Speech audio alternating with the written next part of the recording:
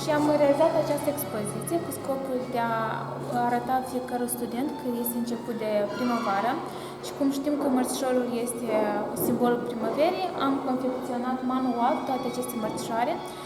Anul 3 a confecționat. Care e istoria mărțișorului ăsta pe care ne l-ai demonstrat acum? Este făcută din hârtie. Da.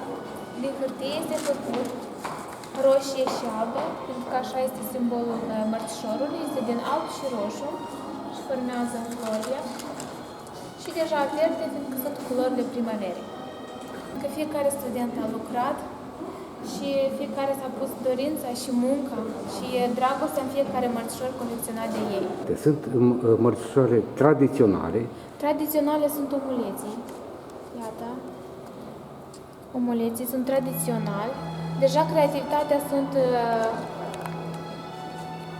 Așa cum suntem la o facultate de creativitate și imaginară, fiecare deja s-a pus în creativitatea sa și a dorit să facă care și mai leagă din alții și tot necesită multă creativitate.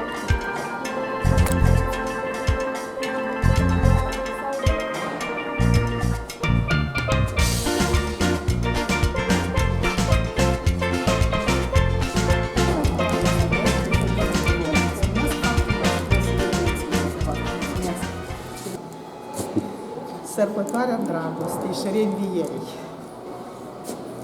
și a speranței.